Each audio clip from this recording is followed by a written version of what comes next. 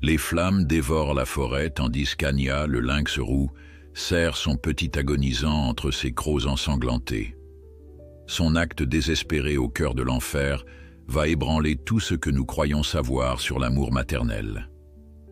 Avant de continuer, n'oublie pas de t'abonner à la chaîne, de liker la vidéo et de commenter depuis quelle partie du monde tu nous regardes. Allons-y. Dans les contreforts des Pyrénées françaises, où les pins centenaires s'élèvent comme des sentinelles silencieuses et où le silence n'est brisé que par le murmure du vent, une tragédie se préparait. Les flammes, d'abord timides, léchaient désormais le sous-bois desséché par 3 mois de sécheresse implacable. Ce qui avait commencé comme un simple feu de camp mal éteint s'était transformé en un monstre rugissant, dévorant tout sur son passage, une muraille écarlate qui progressait sans répit à travers la forêt ancestrale. C'est dans ce théâtre apocalyptique qu'Anya, une femelle lynx roux d'à peine 5 ans, se retrouva piégée. Son pelage roux tacheté, habituellement parfait pour se fondre dans les ombres tachetées du sous-bois, se détachait maintenant contre l'enfer orange qui l'encerclait. Ses yeux ambrés, dilatés par la peur, reflétaient les flammes dansantes qui se rapprochaient inexorablement. Mais ce n'était pas pour elle qu'Anya tremblait de terreur. Entre ses mâchoires puissantes, elle tenait délicatement le corps inerte de son unique petit. Né au printemps, à peine âgé de 3 mois, le chaton présentait une blessure à la patte arrière, conséquence d'une rencontre malheureuse avec un sanglier la veille. Incapable de courir, il dépendait entièrement de sa mère pour échapper à l'incendie qui avalait leur territoire. Le temps était compté, l'oxygène se raréfiait, et l'instinct d'Anya lui hurlait de fuir, d'abandonner ce fardeau qui ralentissait sa course. Mais quelque chose de plus puissant que l'instinct guidait chacun de ses pas. L'amour maternel, cette force primordiale qui transcende les espèces, la poussait à risquer sa vie pour sauver celle de son petit. À 20 kilomètres de là, dans le petit village de Saint-Martin de Fenouillet, Thomas Moreau ajustait son équipement de pompier forestier. À 42 ans, cet homme au visage buriné par le soleil et marqué par les épreuves avait consacré les 2 derniers tiers de sa vie à combattre les feux de forêt qui menaçaient régulièrement cette région sauvage. Son regard d'acier scrutait l'horizon où s'élevait une colonne de fumée noire. « Celui-là va être difficile », murmura-t-il à sa collègue, Élise Dupont, une biologiste de 32 ans qui travaillait pour l'Office français de la biodiversité. Elle hocha gravement la tête, ses yeux verts assombris par l'inquiétude. « On a relevé des traces de lynx dans ce secteur le mois dernier », dit-elle en consultant sa tablette. « Une femelle avec un petit. » Thomas serra la mâchoire. Les incendies ne faisaient pas de distinction entre les espèces, mais certaines avaient plus de chance que d'autres. Le lynx roux, bien qu'ayant fait son retour dans les Pyrénées, restait une espèce vulnérable. Chaque spécimen comptait dans l'équilibre fragile de cet écosystème. « On fait ce qu'on peut, Élise, mais tu sais comme moi que la priorité... »« Je sais, » l'interrompit-elle, « protéger les habitations et les vies humaines, mais j'aimerais quand même... » « On garde un œil ouvert, » promit Thomas, en montant dans le 4x4 de service. Comme toujours. Pendant ce temps, Anya progressait laborieusement à travers la forêt en flammes. La chaleur était devenue insoutenable, brûlant les coussinets sensibles de ses pattes. Chaque pas était une torture, chaque respiration une épreuve. La fumée âcre irritait ses poumons et brouillait sa vision, mais elle continuait d'avancer, guidée par son instinct infaillible. Le petit lynx, suspendu entre ses crocs, émit un faible miaulement. Il était conscient désormais, ses yeux entr'ouverts contemplant avec une terreur incompréhensible l'enfer qui l'entourait. Ce son, si fragile au milieu du rugissement des flammes, renforça la détermination d'Anya. Elle cherchait désespérément une issue, un passage à travers le mur de feu qui semblait se refermer sur eux. Ses sens affûtés détectèrent un changement dans le vent. Une légère brise venue de l'ouest créait une brèche temporaire dans le rideau de flammes. Sans hésiter, Anya s'élança, traversant cette fenêtre précaire, le corps de son petit serré contre elle. Des braises incandescentes pleuvaient sur son pelage, y laissant des marques douloureuses, mais elle ne ralentit pas. De l'autre côté, la forêt n'était pas encore touchée par l'incendie, mais le répit serait de courte durée. Anya le savait. Elle devait continuer, s'éloigner autant que possible avant que les flammes ne les rattrapent. Ses pattes la faisaient souffrir atrocement, mais l'instinct de survie était plus fort que la douleur. Dans les airs, un hélicoptère canadair survolait la zone, évaluant l'étendue du désastre. À son bord, Thomas et son équipe prenaient des décisions qui sauveraient ou condamneraient des hectares entiers de forêt. C'est là qu'Élise, scrutant le sol à l'aide de jumelles thermiques, aperçut quelque chose d'inattendu. « Thomas, regarde, à 3 heures, près de ce ruisseau asséché. » Thomas orienta ses jumelles dans la direction indiquée et distingua une forme qui se déplaçait laborieusement, transportant quelque chose. « C'est elle, » murmura Élise, l'émotion étreignant sa voix. « C'est la femelle lynx, et elle porte son petit. » Thomas observa en silence pendant quelques secondes, impressionné malgré lui par le courage de cet animal. Puis il prit une décision. « Pilote, modifiez la trajectoire. On largue l'eau 50 mètres en avant de leur position actuelle. Ça devrait leur ouvrir un passage. » Mais le plan initial, commença le pilote. « On s'adapte, » trancha Thomas. « Cette zone est perdue de toute façon. Autant donner une chance à ces félins. » Le pilote acquiesça et manœuvra l'appareil. Quelques instants plus tard, des tonnes d'eau s'abattaient sur la forêt, créant une barrière temporaire contre l'avancée des flammes. Au sol, Anya sentit le souffle puissant et entendit le fracas assourdissant de l'eau.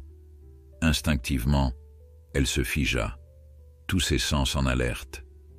Son territoire avait été relativement épargné par la présence humaine, et la vision de cette machine volante représentait une menace inconnue. Mais l'eau avait temporairement éteint les flammes devant elle, ouvrant un passage vers une zone plus sûre.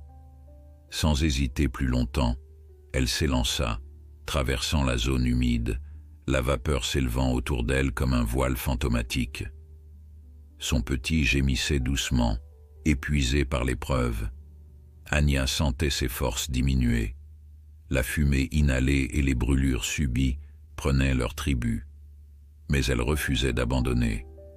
Au-delà de la zone humidifiée par le Canadair s'étendait une rivière. Si elle pouvait l'atteindre, ils auraient une chance. Les feux ne franchissaient pas facilement les cours d'eau. C'était leur seul espoir. Dans l'hélicoptère, Élise et Thomas suivaient la progression du félin avec une tension palpable. Ils n'étaient pas les seuls. L'opérateur de caméra embarqué avait commencé à filmer la scène, captivé par ce drame naturel qui se déroulait sous leurs yeux. « Elle va y arriver », murmura Élise, comme une prière. Thomas, habitué à voir la nature dans ce qu'elle a de plus cruel, n'était pas aussi optimiste. Il avait vu trop d'animaux succomber aux flammes au cours de sa carrière. Mais quelque chose dans la détermination de cette mère féline le touchait profondément. Si elle atteint la rivière, ils ont une chance, dit-il simplement.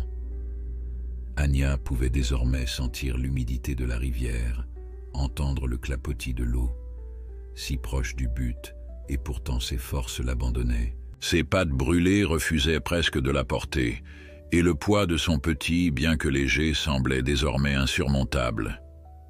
Derrière elle, les flammes reprenaient vie, dévorant avidement la végétation à peine humidifiée par le largage d'eau.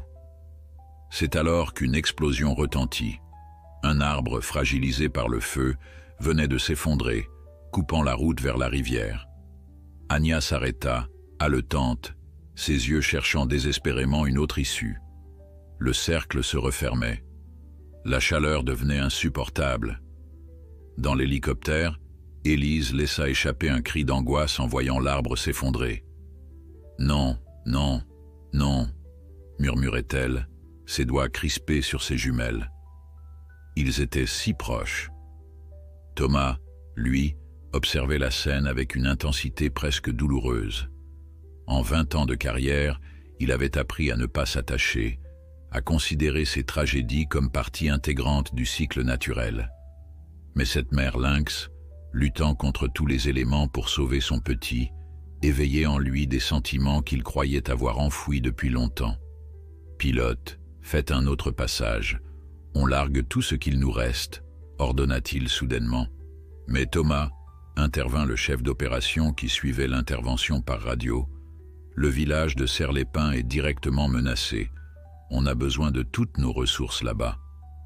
Thomas hésita un instant, tiraillé entre son devoir envers les habitants et cette pulsion irrationnelle de sauver 2 félins sauvages. Élise posa une main sur son bras, comprenant son dilemme. « La vie est une question de choix, Thomas, » dit-elle doucement. « Parfois, ils sont impossibles. » Au sol, Anya refusait d'accepter sa défaite. Ses instincts lui hurlaient qu'il existait une issue, qu'elle devait simplement la trouver. L'arbre effondré bloquait le passage direct, mais la lynx remarqua une légère ouverture sous le tronc, là où les racines avaient été arrachées du sol. C'était risqué, étroit, mais c'était leur seule chance. Avec une précaution infinie, elle déposa son petit à terre. Pour la première fois depuis le début de leur fuite, elle relâcha son emprise sur lui. Le chaton émit un faible miaulement de protestation.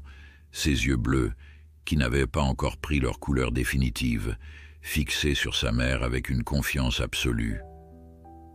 Anya le poussa doucement du museau vers l'ouverture sous l'arbre.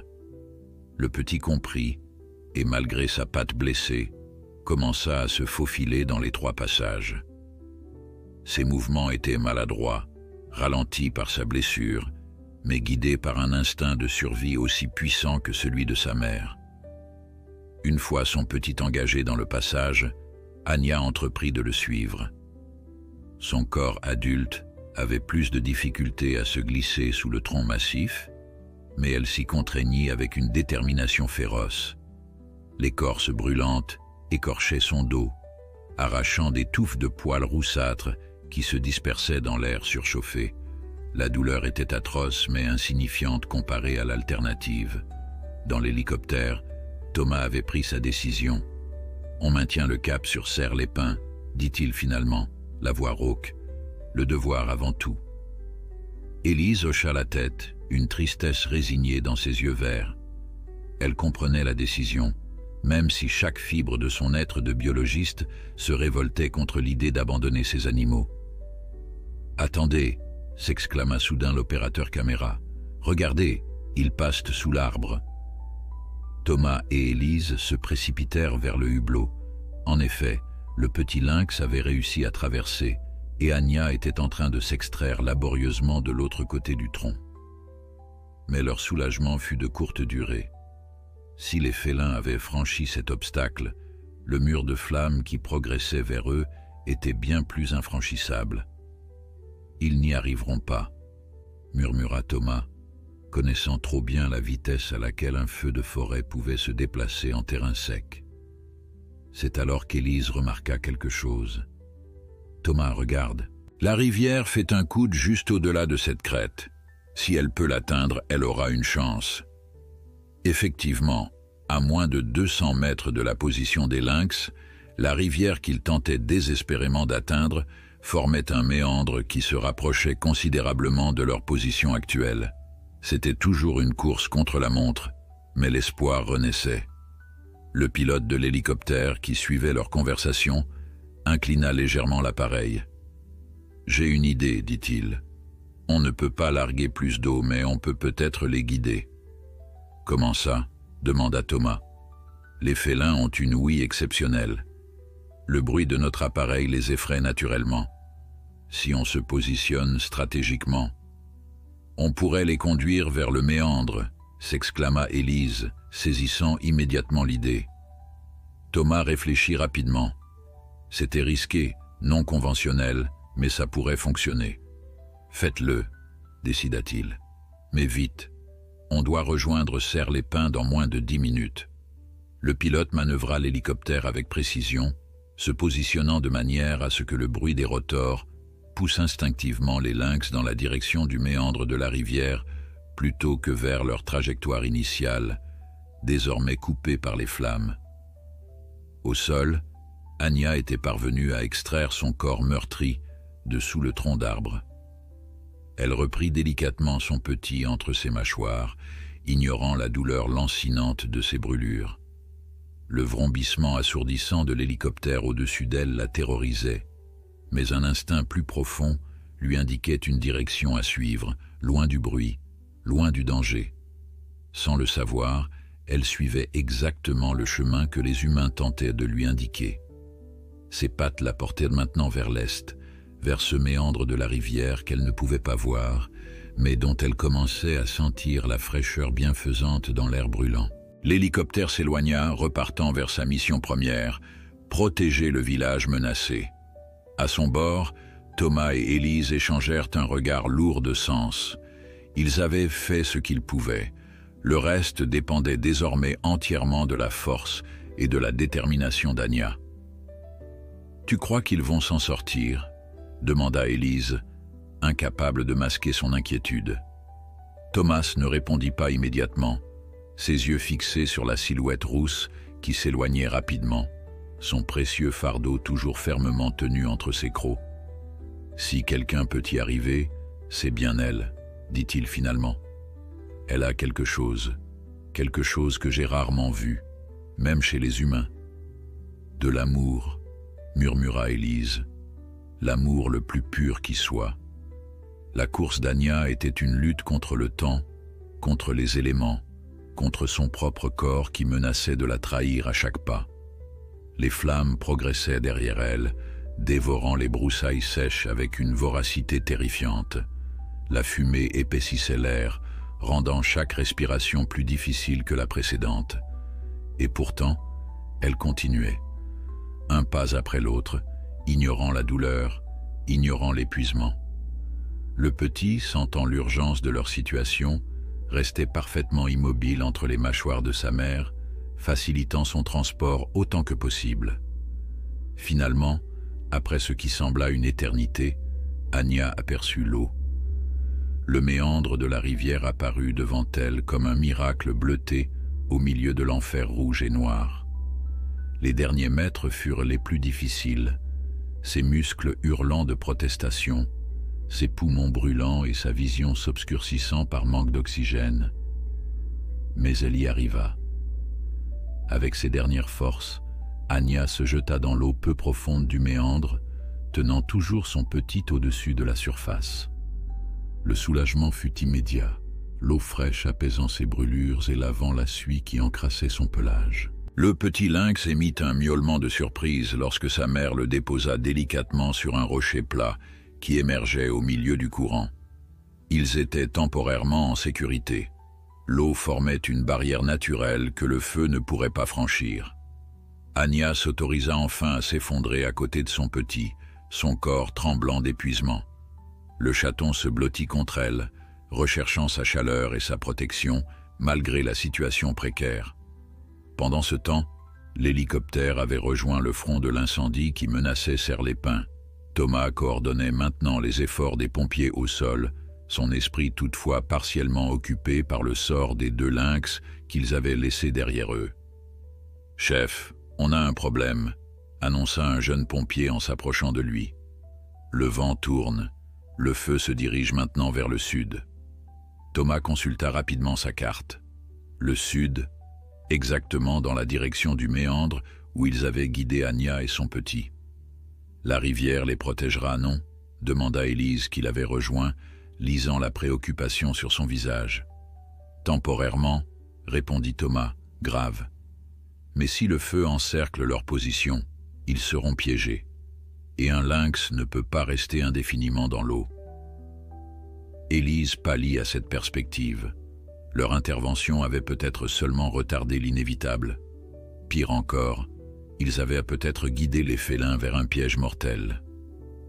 Sur son rocher au milieu de la rivière, Anya se reposait, inconsciente du nouveau danger qui se profilait. Son instinct lui disait qu'ils étaient en sécurité pour le moment, et son corps épuisé exigeait ce répit. Le petit lynx s'était endormi contre elle, sa respiration enfin régulière, après les heures de terreur qu'ils venaient de traverser. L'eau coulait paisiblement autour d'eux, un contraste saisissant avec l'enfer qui continuait de consumer la forêt. Mais au loin, le grondement des flammes se rapprochait à nouveau, porté par le vent changeant. Le répit serait de courte durée. Le soleil commençait à décliner, teintant le ciel de nuances orangées qui se confondaient avec les flammes dévorant la forêt. Le feu avait maintenant englouti plus de 2000 hectares et progressait inexorablement vers le sud, poussé par le vent capricieux des Pyrénées. La fumée s'élevait en colonnes massives, visibles à des dizaines de kilomètres à la ronde, obscurcissant le ciel comme un présage funeste. Dans le poste de commandement improvisé à la lisière de Serre-les-Pins, Thomas étudiait les cartes avec une concentration intense. Les dernières prévisions météorologiques n'étaient pas encourageantes. Le vent ne se calmerait pas avant plusieurs heures et aucune pluie n'était attendue dans les prochains jours. On a réussi à sécuriser le périmètre nord du village, annonça son adjoint, Marc, en s'approchant. Mais le flanc sud-ouest reste vulnérable. Thomas hocha la tête, absorbant l'information tout en traçant mentalement les lignes de défense possibles. Il avait vu trop d'incendies dans sa carrière pour se laisser submerger par la panique. La méthodologie, la stratégie, c'était ce qui sauvait des vies, humaines ou animales. À cette pensée, son regard dériva involontairement vers la carte, cherchant le méandre de la rivière où ils avaient guidé Anya et son petit. La zone était maintenant directement menacée par le front sud de l'incendie. « Des nouvelles des équipes de reconnaissance ?» demanda-t-il, s'efforçant de garder un ton professionnel. « Rien de spécial », répondit Marc. « Pourquoi ?» Thomas hésita, conscient que sa préoccupation pour deux félins sauvages au milieu d'une catastrophe menaçant des centaines de personnes pourrait sembler déplacée. Mais avant qu'il ne puisse répondre, Élise fit irruption dans la tente, son visage habituellement composé marqué par l'urgence. « Thomas, je viens de recevoir les dernières images satellites, » dit-elle sans préambule. Le feu encercle presque complètement le méandre. Leurs regards se croisèrent, une compréhension silencieuse passant entre eux. Ces lynx n'étaient pas simplement deux animaux parmi tant d'autres. Ils étaient devenus le symbole de quelque chose de plus grand. La résilience, le courage, l'amour inconditionnel face à l'adversité. Combien de temps avant que le cercle ne se referme complètement ? Demanda Thomas. 2 heures, peut-être moins, répondit Élise. Ils sont piégés, Thomas. Marc les observait, intrigué par cet échange. De quoi parlez-vous ? Thomas prit une décision rapide. Marc, tu prends le commandement ici. Je pars en reconnaissance sur le flanc sud. Maintenant ? Mais la réunion avec le préfet sera repoussée, trancha Thomas. C'est plus important. Sans attendre de réponse, il quitta la tente, suivi de près par Élise.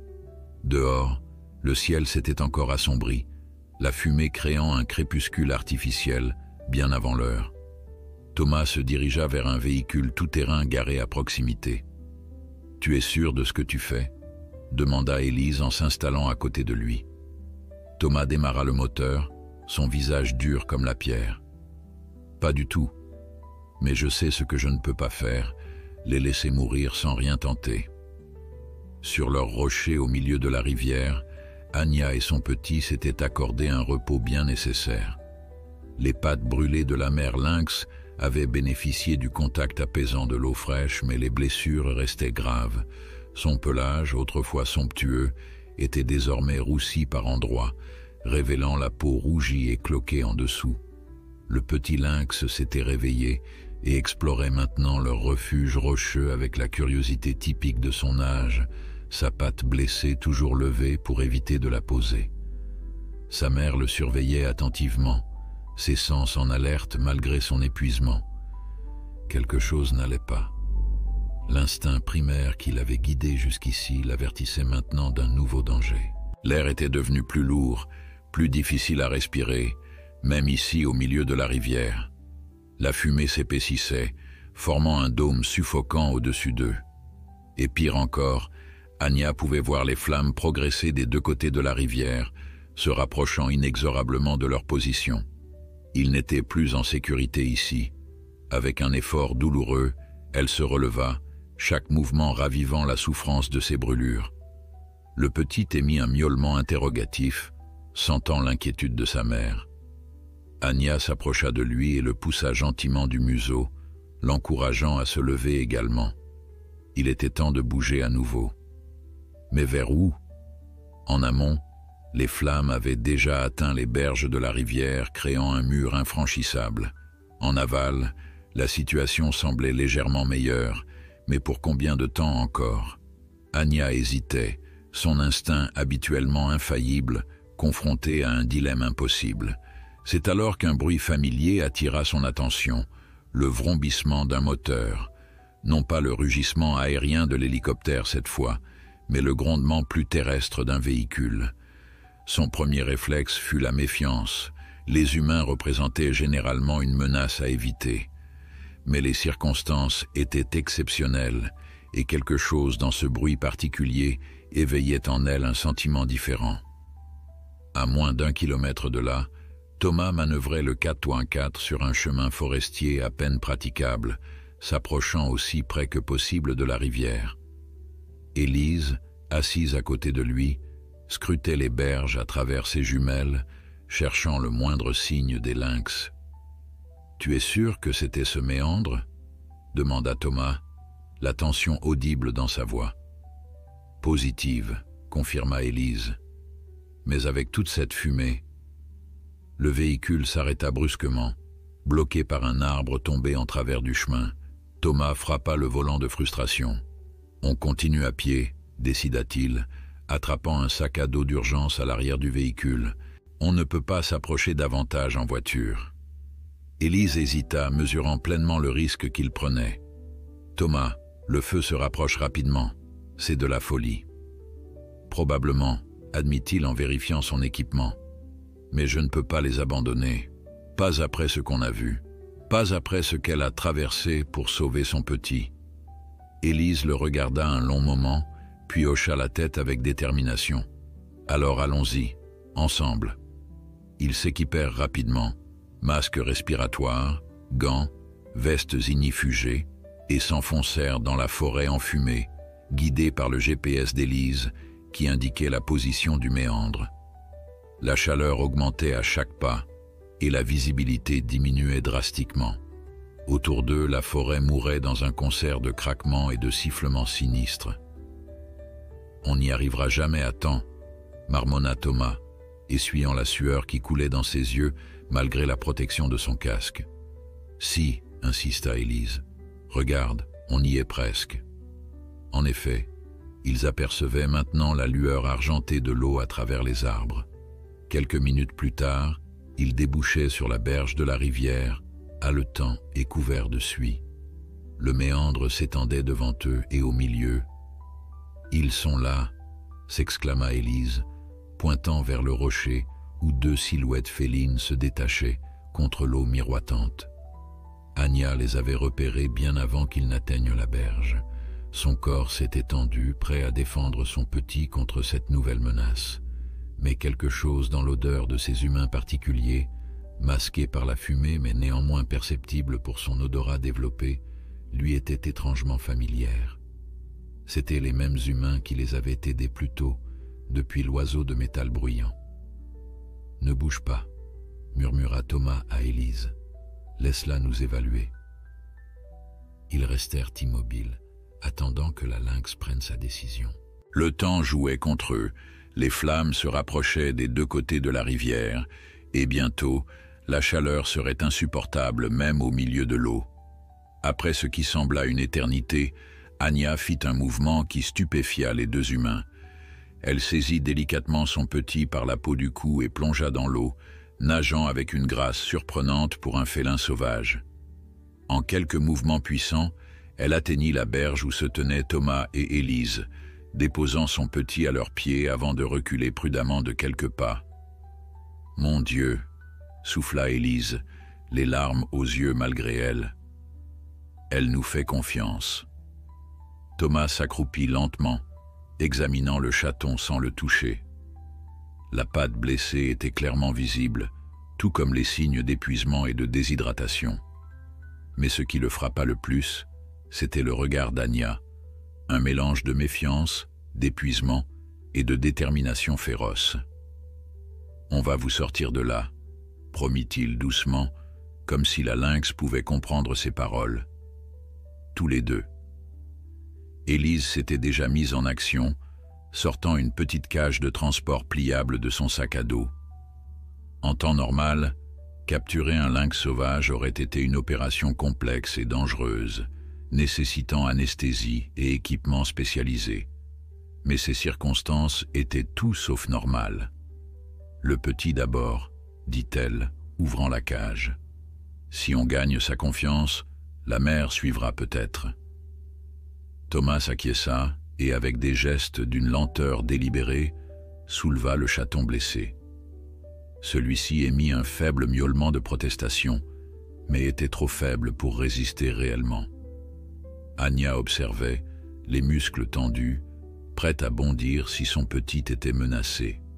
« Tout va bien, maman », murmura Élise, utilisant instinctivement le ton doux qu'elle employait avec les animaux blessés au centre de réhabilitation. « On va vous mettre en sécurité. » Le petit fut délicatement placé dans la cage et Thomas se tourna vers Anya, incertain de la marche à suivre. Comment transporter une lynx adulte sauvage et potentiellement dangereuse malgré ses blessures? La décision fut prise pour eux lorsqu'un craquement assourdissant retentit derrière eux. Un pin majestueux, consumé par les flammes, s'effondrait directement sur le chemin par lequel ils étaient revenus. La sortie était coupée. « On est piégés », murmura Élise, la panique commençant à percer dans sa voix habituellement calme. Thomas évalua rapidement la situation, son esprit fonctionnant avec la clarté que seule l'urgence extrême peut parfois générer. Les flammes progressaient des deux côtés de la rivière, leur chemin de retour était bloqué par l'arbre effondré, et la fumée s'épaississait à vue d'œil. Ils avaient le petit lynx dans la cage, mais la mère restait un problème, sauvage, blessée et probablement impossible à manipuler sans équipement spécialisé. « La rivière, dit-il finalement, c'est notre seule option. On doit la suivre en aval. » Élise acquiesça, son regard passant du petit lynx dans la cage à sa mère qui les observait avec méfiance. « Et Anya, on ne peut pas la mettre en cage, et elle est trop blessée pour nous suivre sur une longue distance. » Thomas se passa une main sur le visage, laissant une traînée de suie sur sa peau déjà rougie par la chaleur. « Elle devra nous suivre par elle-même. Les lynx sont d'excellents nageurs, et l'eau la protégera des flammes. » Comme pour confirmer son analyse, Anya s'approcha de la cage où son petit miaulait pitoyablement, reniflant les barreaux avec inquiétude. Son regard passa des humains à l'incendie qui se rapprochait, évaluant les options tout comme eux. « Elle comprend », murmura Élise avec émerveillement. « Elle sait que nous sommes sa seule chance. » Thomas n'en était pas aussi sûr, mais il n'avait pas le temps de débattre. Saisissant la cage d'une main et son sac de l'autre, il fit signe à Élise de le suivre. « On suit la berge aussi longtemps que possible. Si ça devient trop dangereux, on entre dans l'eau. Le courant n'a pas l'air fort, mais restons vigilants. » Ils commencèrent à se déplacer le long de la rivière, s'éloignant du méandre et de l'arbre enflammé qui bloquait leur retour. La berge était étroite et instable par endroits, rendue glissante par l'eau et les débris. Derrière eux, à leur grande surprise, Anya les suivait. Elle maintenait une distance prudente, mais ne les quittait pas des yeux, clairement déterminée à rester près de son petit. La chaleur devenait insupportable. Même à travers leurs vêtements de protection, Thomas et Élise pouvaient sentir leur peau brûler. La fumée rendait chaque respiration douloureuse malgré les masques, et leurs yeux pleuraient constamment.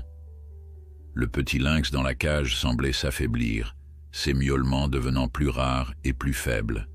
« Il ne va pas bien », s'inquiéta Élise, jetant un coup d'œil à la cage que Thomas portait.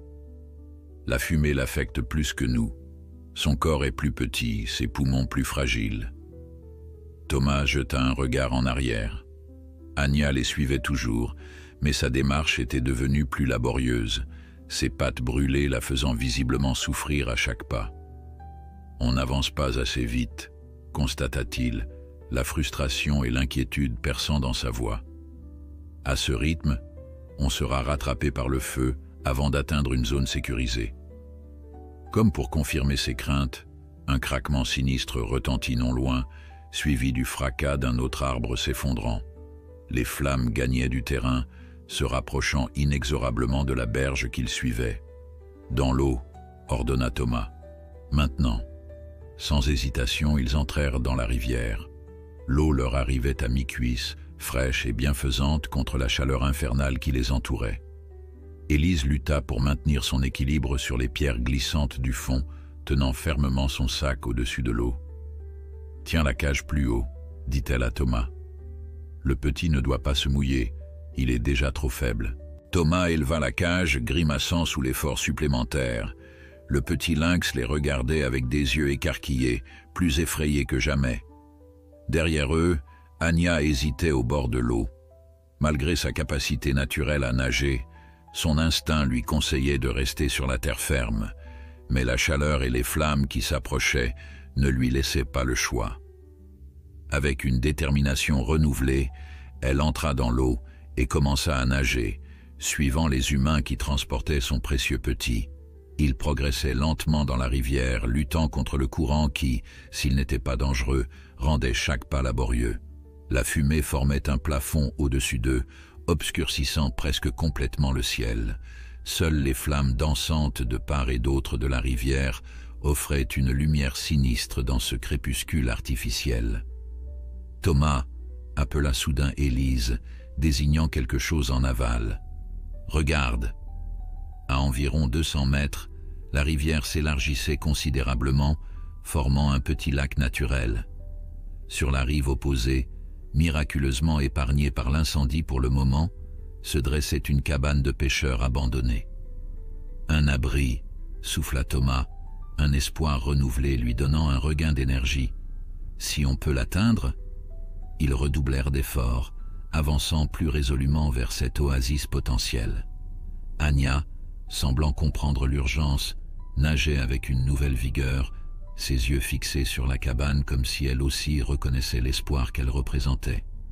Mais la nature n'avait pas dit son dernier mot. Alors qu'ils n'étaient plus qu'à une centaine de mètres de leur objectif, le vent tourna brusquement, poussant les flammes directement vers la cabane. En quelques secondes, le toit de l'abri s'embrasa, détruisant leur espoir d'un refuge. « Non !» cria Élise, s'arrêtant net dans l'eau, le désespoir la submergeant. Thomas sentit également son cœur sombrer, mais son esprit pratique cherchait déjà une alternative. « Le lac », dit-il fermement. « Nous pouvons tenir au milieu du lac jusqu'à ce que les secours nous trouvent ou que le feu passe. » C'était un pari risqué. Combien de temps pourrait-il rester dans l'eau froide avant que l'hypothermie ne devienne un danger? Combien de temps le petit lynx pourrait-il survivre dans sa cage, exposé à la fumée et à la chaleur? Combien de temps Anya pourrait-elle nager avec ses blessures? Mais ils n'avaient pas d'autre choix. Ils s'enfoncèrent plus profondément dans la rivière, puis dans le petit lac qu'elle formait.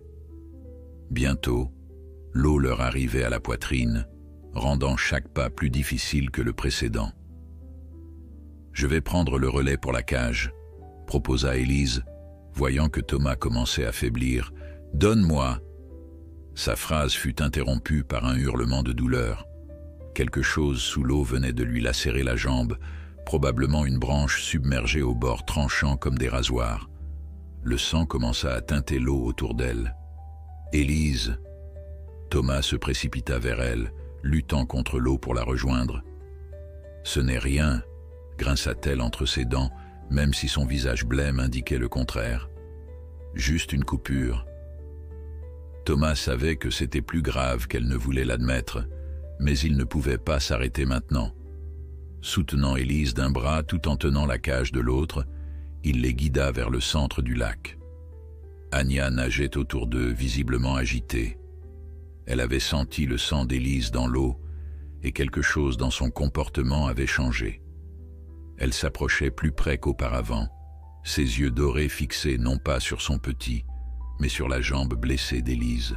« Elle sent le sang », murmura Élise, une nouvelle inquiétude s'ajoutant à leur situation déjà désespérée.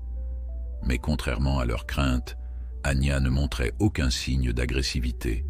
Au contraire, elle semblait préoccupée, comme si elle comprenait qu'Élise était blessée et que cela compromettait leur chance collective de survie. Ils atteignirent finalement une zone où leurs pieds ne touchaient plus le fond. Thomas dut lâcher Élise pour maintenir la cage au-dessus de l'eau, la laissant se débrouiller seule. Elle grimaça de douleur, mais parvint à se maintenir à flot, sa formation de biologiste de terrain incluant heureusement de solides compétences en natation. « Et maintenant ?» demanda-t-elle, la voix tendue par l'effort et la douleur.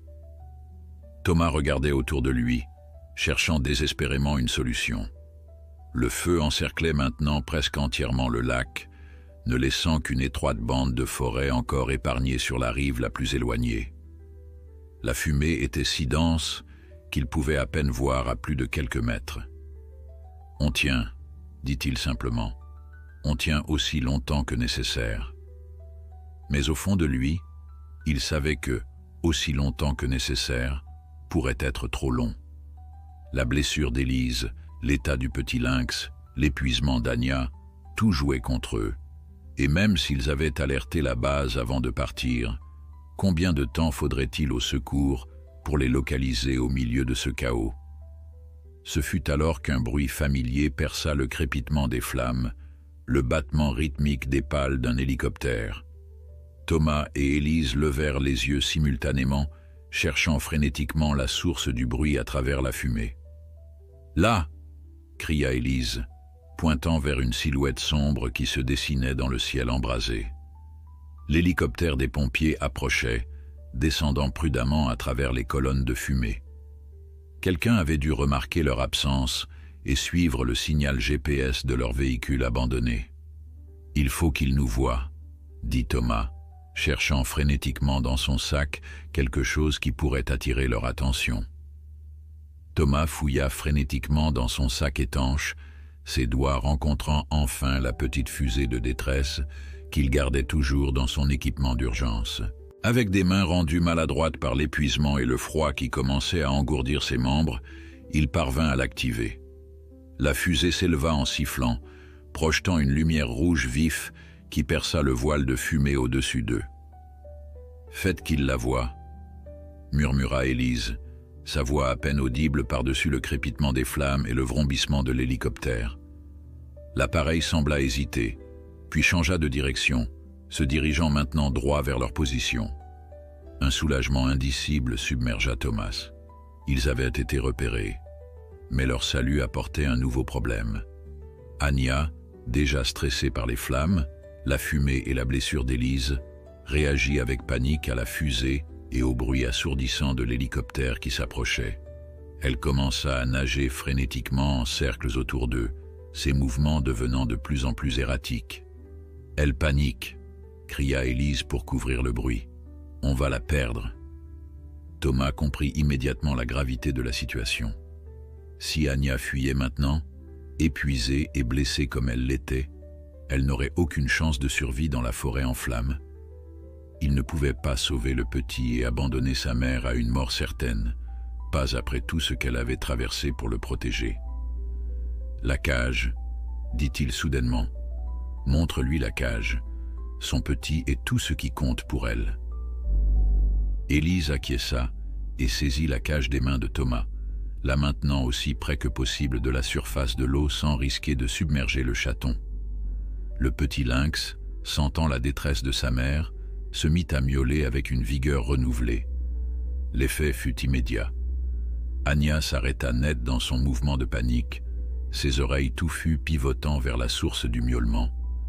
Malgré la terreur que lui inspirait l'hélicoptère qui descendait vers eux, l'appel de son petit était plus puissant encore.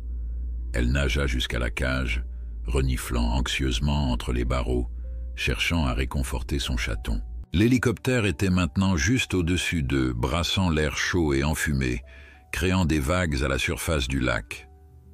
Un treuil fut descendu, au bout duquel se balançait un harnais de sauvetage, et, à la grande surprise de Thomas, une figure familière. « Marc !» s'exclama-t-il, reconnaissant son adjoint qui descendait rapidement vers eux. « Vous pensiez vraiment que j'allais vous laisser jouer les héros tout seul ?» cria Marc par-dessus le vacarme des rotors, un sourire tendu sur son visage noirci par la fumée. Dès qu'il atteignit la surface de l'eau, Marc évalua rapidement la situation. Thomas et Élise luttant pour se maintenir à flot, la cage contenant le petit lynx, et Anya qui nageait nerveusement autour d'eux, manifestement terrifiée par l'hélicoptère mais refusant de s'éloigner de son petit. « Élise d'abord », ordonna Thomas, indiquant sa jambe blessée qui saignait toujours dans l'eau sombre. Marc hocha la tête et aida Élise à enfiler le harnais de sauvetage. Elle grimaça de douleur lorsqu'il effleura sa blessure. « Je ne pars pas sans eux », protesta-t-elle faiblement, désignant les lynx. « On va tous sortir d'ici », assura Marc. « Mais tu dois monter en premier. Tu as besoin de soins médicaux. » À contre-cœur, Élise accepta. Mais avant que le treuil ne commence à la remonter, elle saisit la cage des mains de Thomas. « Le petit monte avec moi », déclara-t-elle d'un ton qui n'admettait aucune discussion. « Thomas, occupe-toi d'Anya. » Thomas acquiesça, comprenant la logique de cette décision. Si le petit montait en premier, Anya serait plus encline à suivre, d'une manière ou d'une autre. Le treuil s'activa, soulevant lentement Élise et la cage hors de l'eau. Anya émit un cri perçant en voyant son petit s'élever dans les airs, un son déchirant qui transperça Thomas jusqu'à l'âme. Elle commença à nager frénétiquement en cercle, sautant parfois à moitié hors de l'eau comme pour tenter d'atteindre son petit. « Comment va-t-on la faire monter ?» demanda Marc, observant la lynx avec inquiétude. « On n'a pas d'équipement pour capturer un félin sauvage. » Thomas réfléchissait intensément, conscient que chaque seconde comptait. La fumée s'épaississait, l'incendie se rapprochait, et Anya s'épuisait visiblement à vue d'œil. « Il nous faut quelque chose avec son odeur, » marmonna-t-il, une idée prenant forme dans son esprit. « Marc, quand Élise arrive en haut, demande-leur de redescendre le treuil avec la couverture qui est dans la cage, celle qui a été en contact avec le petit. » Marc transmit l'instruction par radio. Quelques minutes plus tard, qui semblèrent une éternité à Thomas, luttant contre le froid et l'épuisement, le treuil redescendit avec un harnais plus large et la couverture imprégnée de l'odeur du chaton. « Ça ne marchera jamais », murmura Marc sceptique. « Elle est trop sauvage, trop effrayée. »« Elle est aussi mère », répondit simplement Thomas.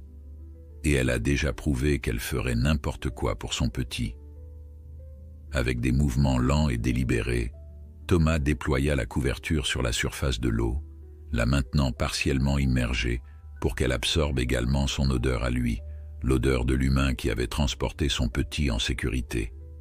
Anya observait, méfiante, mais intriguée. Son instinct lui hurlait de fuir cet engin bruyant et ces humains étranges, mais un instinct plus profond encore la poussait vers cette couverture qui portait l'odeur de son petit.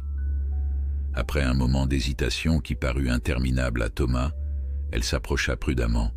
« Doucement », murmura Thomas, bien qu'il sache qu'elle ne pouvait pas comprendre ses paroles. « Ton petit t'attend là-haut. Fais-moi confiance une dernière fois. » Comme si elle avait saisi le sens de ses paroles, Anya s'avança encore, reniflant intensément la couverture. Thomas, saisissant sa chance, enveloppa rapidement le corps épuisé de la lynx dans le tissu humide. À sa grande surprise, elle ne résista que faiblement, trop épuisée peut-être, ou comprenant d'une manière inexplicable que c'était sa seule chance de rejoindre son petit. « Maintenant !» cria-t-il à Marc, qui activa immédiatement le harnais spécial, l'enroulant autour du paquet formé par la lynx enveloppée dans la couverture. Le treuil commença à les soulever tous les trois, Thomas, Marc, et entre eux, ce précieux paquet contenant une mère désespérée.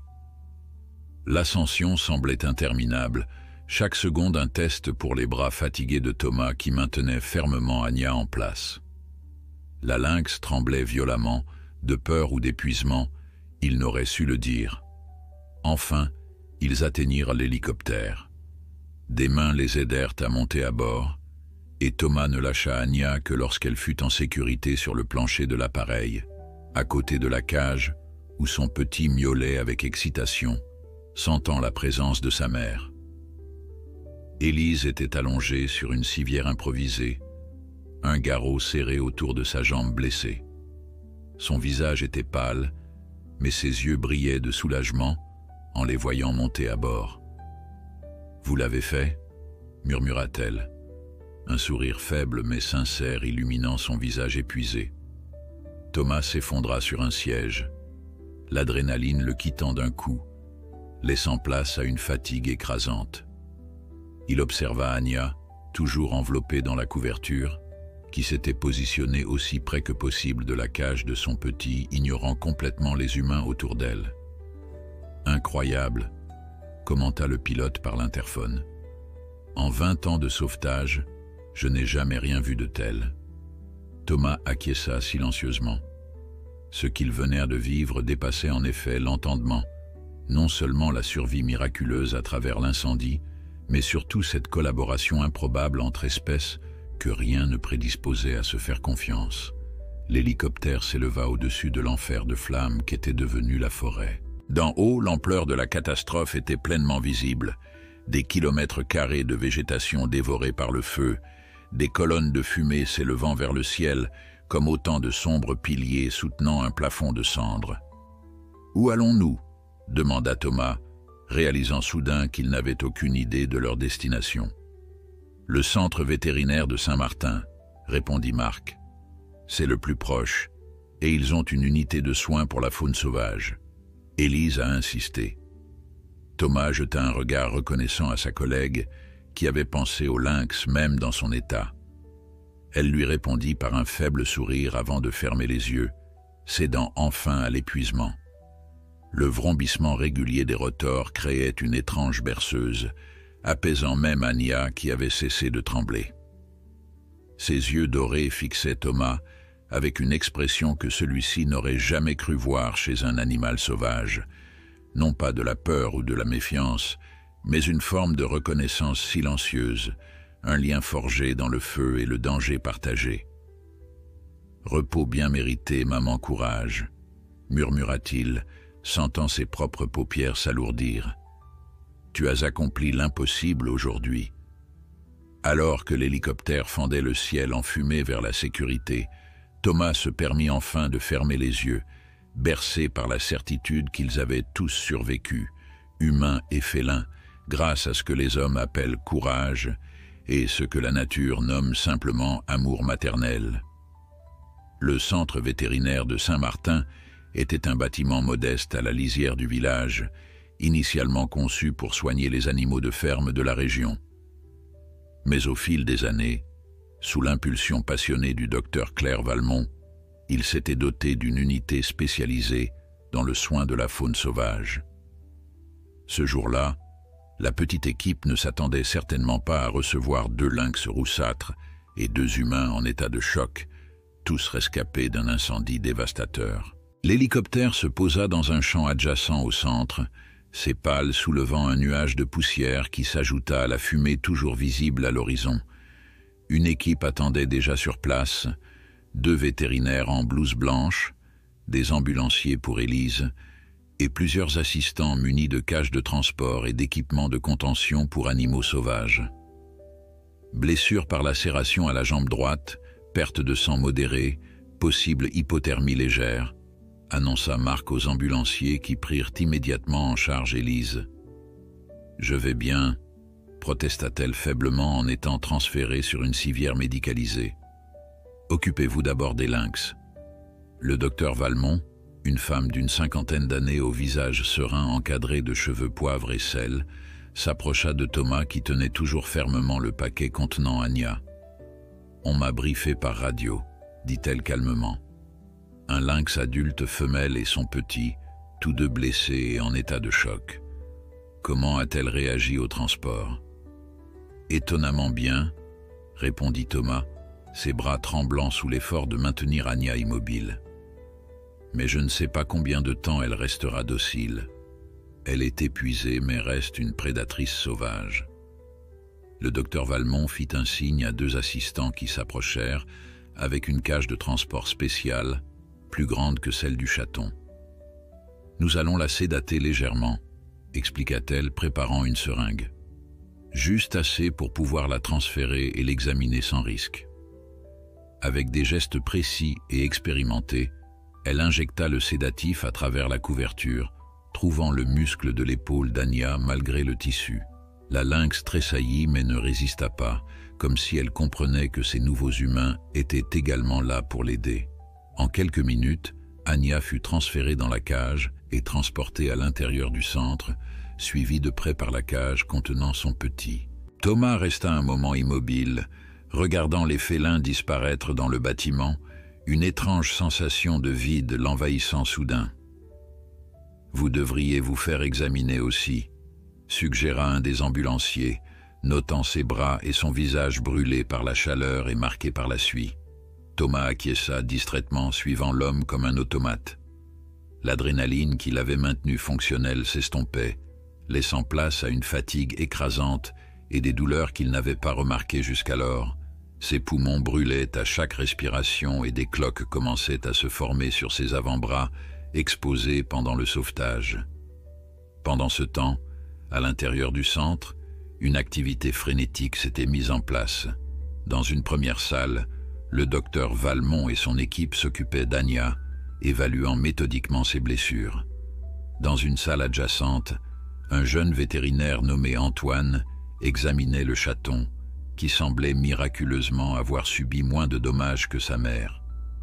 Déshydratation sévère, brûlure mineure au coussinet, et cette patte arrière présente une ancienne blessure, probablement datant d'avant l'incendie, nota Antoine, parlant dans un dictaphone pour le dossier médical.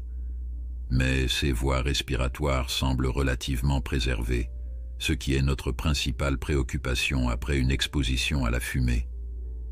Dans la salle principale, le docteur Valmont dressait un bilan plus sombre pour Anya. Brûlure au second degré sur 15% du corps, principalement les pattes et le flanc droit. Inhalation de fumée significative, avec inflammation probable des voies respiratoires, déshydratation sévère et épuisement complet. Elle fit une pause, observant le moniteur cardiaque qu'ils avaient attaché à la lynx inconsciente. Elle est également en tachycardie, ce qui n'est pas surprenant vu le stress extrême qu'elle a subi. Malgré la gravité de ces constatations, un léger sourire apparut sur le visage du docteur Valmont. Mais elle est forte, incroyablement forte. Beaucoup d'animaux n'auraient pas survécu à une telle épreuve. L'équipe se mit au travail, nettoyant les brûlures, appliquant des onguents apaisants, installant une perfusion pour réhydrater l'animal épuisé. Tout au long du processus, ils maintinrent un contact radio avec la salle voisine, s'assurant que les deux félins recevaient des soins coordonnés. Dans une troisième salle, plus proche de l'entrée du centre, Thomas avait finalement accepté de se faire soigner. Un médecin examinait les brûlures sur ses bras tandis qu'une infirmière nettoyait les coupures sur son visage. À travers la porte entr'ouverte, il pouvait apercevoir Élise sur un lit d'examen, sa jambe blessée ayant déjà été suturée et bandée. « Comment vont-ils » demanda-t-il au médecin, son esprit toujours fixé sur les lynx malgré ses propres blessures. « Je n'ai pas de détails précis, » répondit le médecin, « mais j'ai entendu que le petit était relativement stable. La mère est dans un état plus critique, mais l'équipe du docteur Valmont est la meilleure dans un rayon de 200 km. » Thomas hocha la tête, un peu rassuré. Puis une autre pensée le frappa. L'incendie? Des nouvelles? Le médecin secoua la tête, concentré sur le bandage qu'il appliquait. Toujours pas maîtrisé d'après ce que j'ai entendu. Les vents ont forci, compliquant le travail des pompiers, mais votre équipe fait des miracles là-bas. Une vague de culpabilité submergea Thomas. Il devrait être sur le terrain, dirigeant ses hommes, combattant les flammes qui menaçaient toujours des vies et des habitations. Pas ici, à se faire soigner pour quelques brûlures mineures. Comme s'il avait lu dans ses pensées, Marc apparut dans l'encadrement de la porte. « Avant que tu ne commences à te sentir coupable, dit-il avec un léger sourire, sache que le préfet lui-même a ordonné que tu prennes au moins 24 heures de repos. Tu as fait plus que ta part aujourd'hui. » Thomas voulut protester, mais une quinte de toux l'interrompit, rappelant douloureusement à ses poumons la quantité de fumée qu'ils avaient inhalée. « Et physiologiquement, tu n'es pas en état de retourner sur le terrain, ajouta le médecin, terminant son bandage. Ce serait mettre en danger non seulement ta vie, mais aussi celle de ton équipe. À contre-cœur, Thomas acquiesça.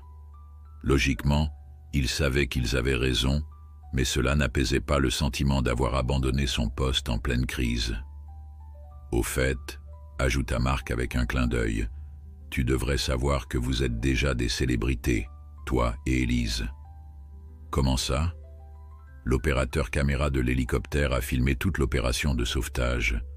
La séquence montrant la lynx transportant son petit à travers le feu, puis vous deux la guidant vers la sécurité, c'est déjà sur toutes les chaînes nationales. Les réseaux sociaux s'enflamment, sans mauvais jeu de mots. Thomas grogna. La publicité était bien la dernière chose dont il avait besoin. Mais avant qu'il ne puisse exprimer son mécontentement, le docteur Valmont entra dans la pièce, ôtant ses gants chirurgicaux d'un geste fatigué. « Ah, notre héros pompier, » dit-elle avec un sourire chaleureux. « Je pensais que vous voudriez des nouvelles de vos protégés. » Thomas se redressa immédiatement, ignorant la douleur qui traversa son dos à ce mouvement. « Comment vont-ils » ? Le petit est surprenamment bien, considérant les circonstances. Sa patte arrière présentait une ancienne blessure, probablement une rencontre malheureuse avec un sanglier ou un renard, mais rien de grave. Quelques brûlures mineures, facilement traitables. Il est déjà en train de manger, ce qui est toujours bon signe chez un félin. « Et la mère ?» demanda Thomas, notant l'hésitation dans le regard de la vétérinaire. Le docteur Valmont soupira, s'asseyant sur le bord du lit d'examen. Elle est dans un état plus préoccupant. Brûlures importantes, inhalation de fumée sévère, épuisement extrême. Nous lui avons administré des antibiotiques, des anti-inflammatoires et des fluides, mais... Elle marqua une pause. Les prochaines 48 heures seront critiques. Si elle passe cette nuit, ses chances augmenteront significativement. Thomas sentit son cœur se serrer. L'idée qu'Anya puisse succomber maintenant, après tout ce qu'elle avait traversé, après avoir fait preuve d'un tel courage et d'une telle détermination, lui semblait d'une injustice insupportable. « Peut-on la voir ?» demanda-t-il, surpris par sa propre requête. Le docteur Valmont parut également surprise, mais hocha doucement la tête. « Elle est toujours sous sédation, mais oui, vous pouvez la voir brièvement. Juste, préparez-vous. » Elle est sous assistance respiratoire et branchée à plusieurs moniteurs. Ça peut être impressionnant. Suivant le docteur Valmont dans le couloir au mur d'un vert pâle caractéristique des établissements médicaux, Thomas ressentait une appréhension croissante. Il avait vu beaucoup de souffrances dans sa carrière, des victimes d'incendies, des collègues blessés, des animaux piégés dans les flammes qu'il n'avait pas pu sauver. Mais l'idée de voir Anya, cette créature majestueuse et fière, réduite à un patient sous assistance respiratoire, lui nouait l'estomac. Ils passèrent devant la salle où le petit lynx était gardé. À travers la vitre, Thomas aperçut le chaton, éveillé mais calme dans une cage spécialement aménagée, sa patte arrière bandée et un petit cathéter fixé à son avant-bras pour l'administration de fluides. Un assistant vétérinaire était assis à côté, surveillant ses constantes et prenant des notes. « Il a déjà gagné le cœur de toute l'équipe », commenta le docteur Valmont avec un sourire. Antoine l'a surnommé « Étoile », à cause de la marque blanche en forme d'étoile sur son poitrail. Thomas hocha la tête, touché par cette attention mais préoccupé par ce qui l'attendait au bout du couloir. Le docteur Valmont s'arrêta devant une porte portant la mention « Soins intensifs, faune sauvage ». « Je dois vous prévenir à nouveau », dit-elle doucement. « Son état est critique. Nous faisons tout ce qui est en notre pouvoir, mais la nature doit faire le reste. » Thomas acquiesça en silence et la vétérinaire ouvrit la porte. La salle était plongée dans une semi-obscurité, éclairée principalement par les moniteurs qui émettaient une lueur bleutée. Le bip régulier des appareils mesurant les signes vitaux créait une ambiance étrangement apaisante malgré la gravité de la situation. Et là, au centre de tout cet équipement médical moderne, gisait Anya. Thomas dut réprimer un hoquet de surprise. La lynx semblait tellement plus petite, plus vulnérable que dans son souvenir. Son pelage, autrefois magnifique bien que roussi par l'incendie, avait été rasé par endroits pour permettre l'application de pommades sur les brûlures et l'insertion de cathéters. Un tube d'assistance respiratoire avait été délicatement placé dans sa gorge et ses flancs se soulevaient au rythme mécanique imposé par la machine. Des électrodes surveillaient son rythme cardiaque et plusieurs poches de fluide étaient suspendues au-dessus d'elle, reliées à ses veines par de fins tubes transparents. Peut-elle m'entendre » demanda Thomas, sa voix à peine plus qu'un murmure. « Nous maintenons la sédation à un niveau léger », expliqua le docteur Valmont. « Elle n'est pas complètement inconsciente, mais elle est suffisamment calme pour ne pas lutter contre les appareils. Alors oui, à un certain niveau, elle peut probablement percevoir votre présence. » Thomas s'approcha lentement, prenant soin de ne pas faire de mouvements brusques malgré l'état sédaté de l'animal. Il s'arrêta à côté de la table d'examen, observant la poitrine d'Anya s'élever et s'abaisser au rythme de la machine. « Elle est si différente, » murmura-t-il. « C'est souvent le cas en médecine, » répondit doucement le docteur Valmont. « Nous voyons les patients à leur moment le plus vulnérable, jamais comme ils sont vraiment dans leur vie quotidienne. Mais cette vulnérabilité n'enlève rien à ce qu'elle est, une mère exceptionnelle qui a accompli l'impossible aujourd'hui. » Thomas tendit prudemment la main, hésitant à toucher Anya. La vétérinaire hocha imperceptiblement la tête, lui donnant la permission silencieuse qu'il cherchait. Avec une délicatesse infinie, il posa ses doigts sur la tête de la lynx, entre ses oreilles touffues, à un endroit épargné par les brûlures. Le contact avec la fourrure encore douce à cet endroit lui procura une émotion inattendue, comme s'il scellait une connexion qui avait commencé dans le chaos et la terreur de l'incendie. « Batte-toi, Anya » murmura-t-il. « Ton petit a besoin de toi, et tu as prouvé aujourd'hui que tu es une battante. » Il resta ainsi quelques minutes, dans un silence uniquement ponctué par le bip des moniteurs et le sifflement rythmique du respirateur. Puis, sentant qu'il était temps de laisser l'équipe médicale faire son travail, il retira doucement sa main et recula. « Merci », dit-il simplement au docteur Valmont. « Je vous tiendrai informé de tout changement, » promit-elle. « Pourquoi n'iriez-vous pas voir votre collègue maintenant ? Elle a demandé de vos nouvelles plusieurs fois. » Thomas acquiesça et quitta la salle, jetant un dernier regard à la forme immobile d'Anya avant que la porte ne se referme. Le contraste entre la lynx qu'il avait vue affronter l'incendie avec une détermination féroce et cette créature fragile, sous assistance médicale, était saisissant, presque douloureux. Il trouva Élise dans une petite chambre d'hôpital au bout du couloir. Elle était allongée sur un lit, sa jambe surélevée et lourdement bandée. Son teint était pâle, mais ses yeux s'illuminèrent lorsqu'elle le vit entrer. « Thomas, comment vont-ils » Il s'assit sur la chaise à côté du lit, l'épuisement le rattrapant soudain maintenant qu'il s'autorisait enfin à se poser. « Le petit s'en sort bien, ils l'ont appelé Étoile, » dit-il avec un faible sourire. « Anya est... » Il hésita, cherchant les mots justes. « Elle est sous assistance respiratoire. Les prochaines 48 heures seront déterminantes d'après le docteur Valmont. Élise tendit la main et serra la sienne, comprenant sans qu'il ait besoin d'en dire plus ce qu'il ressentait. « Elle va s'en sortir », affirma-t-elle avec une conviction que Thomas lui enviait. Après tout ce qu'elle a traversé, elle ne va pas abandonner maintenant.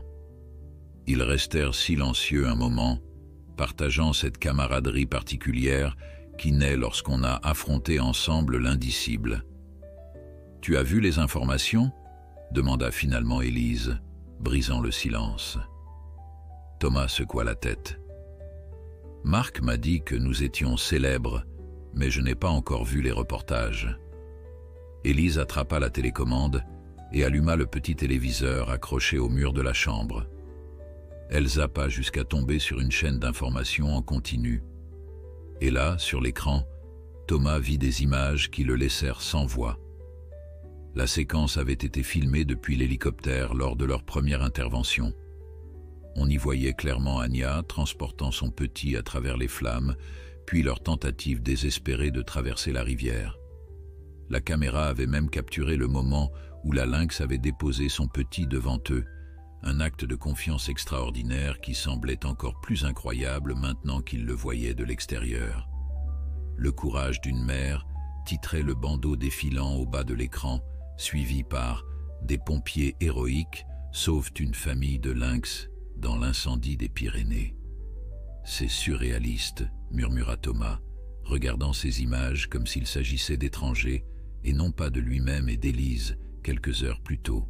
« Les lynx roux sont une espèce protégée », expliqua Élise. « Et cette séquence, personne n'a jamais filmé un comportement maternel aussi extraordinaire chez un félin sauvage. C'est devenu bien plus qu'une simple histoire de sauvetage, c'est devenu un symbole. » Thomas comprenait ce qu'elle voulait dire. Dans un monde souvent cynique, où les mauvaises nouvelles dominaient les médias, cette histoire d'amour maternel et de courage face à l'adversité touchait quelque chose de profond chez les gens. C'était un rappel que la nature, dans toute sa beauté sauvage, pouvait parfois nous enseigner les vertus les plus fondamentalement humaines. La porte de la chambre s'ouvrit, laissant entrer Marc, accompagné d'un homme en costume que Thomas ne reconnut pas immédiatement. « Le préfet Lambert », annonça Marc, confirmant l'identité du visiteur. Thomas tenta de se lever par respect, mais le préfet lui fit signe de rester assis. « Ne vous dérangez pas, Moreau. Vous avez assez donné aujourd'hui, » dit-il avec un sourire. « Je venais personnellement vous remercier, vous et mademoiselle Dupont, pour votre courage exceptionnel. » « Nous n'avons fait que notre devoir, monsieur le préfet, » répondit Thomas automatiquement. « Au-delà du devoir, je dirais, » répliqua le préfet. « Et votre action a eu un impact inattendu. Les dons pour lutter contre l'incendie et pour le centre de réhabilitation de la faune sauvage affluent de tout le pays. Votre lynx est devenu un symbole de résilience. »« Elle n'est pas notre lynx, » corrigea doucement Élise. « Elle reste un animal sauvage qui mérite de retourner dans son habitat naturel dès que possible. » Le préfet hocha la tête, concédant ce point. « Bien sûr, bien sûr. En parlant de l'incendie, » ajouta-t-il, son visage redevenant sérieux, « nous commençons enfin à reprendre le dessus. Le vent est tombé et les renforts sont arrivés de 3 départements voisins. » C'était une bonne nouvelle, mais Thomas savait que le combat était loin d'être terminé. Les grands incendies pouvaient couver pendant des jours, se réactivant au moindre coup de vent défavorable. « Les habitants de Serre-les-Pins » demanda-t-il. « Tous évacués en sécurité » confirma le préfet. « Quelques maisons périphériques ont été touchées, mais le cœur du village a été préservé grâce à l'action rapide de votre équipe. » Thomas sentit un poids se lever de ses épaules. Au moins, il n'y avait pas eu de victimes humaines. Mais alors que le préfet continuait à parler de l'organisation des secours et des plans de relogement, son esprit dérivait vers la salle de soins intensifs où Anya luttait pour sa vie. La nuit tomba sur Saint-Martin, enveloppant le centre vétérinaire dans un silence apaisant après l'agitation de la journée. Thomas avait refusé de rentrer chez lui malgré l'insistance de Marc et les recommandations du médecin.